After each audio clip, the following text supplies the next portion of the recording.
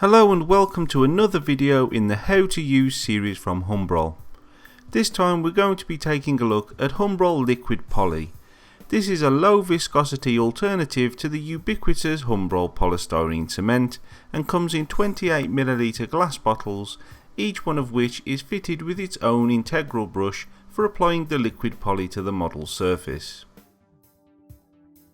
Alternatively, Humbrol Liquid Poly can be applied with a fine paintbrush. Humbrol polystyrene cement works differently to ordinary glue.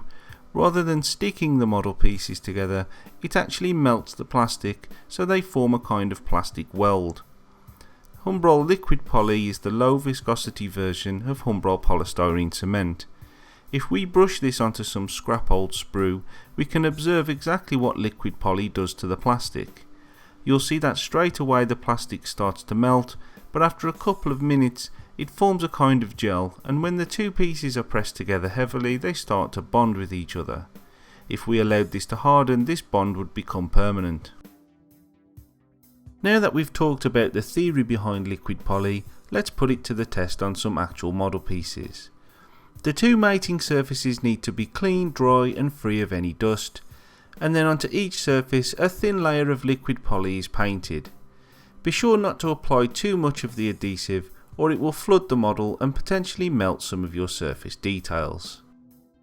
Once the liquid poly has been painted onto both surfaces, after a few seconds it will eat into the plastic and the two pieces can be pressed together, forming a permanent bond which will be dry in a few hours.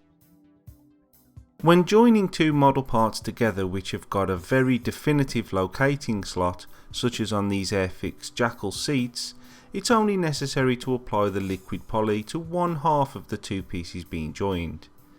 As the seat is pressed into the locating slot, the liquid poly will seep out into the join and weld the two parts together. Because the plastic doesn't cure fully for up to an hour, you have a few minutes up front to line everything up before all the plastic starts to set. By keeping the application of liquid poly restricted to only the locating slot on these two model parts, it also does away with the risk of getting any fingerprints in that nice surface detail on the seats. Even when we're making sure everything lined up, the glue is well out of the way. Next we're going to switch to using the paintbrush to apply the liquid poly, and we're going to glue the fuselage together on this Airfix Mustang. We've got some tape holding the parts together with a piece of cocktail stick underneath to avoid the tape touching the glue join, allowing it to seep out onto the surface detail.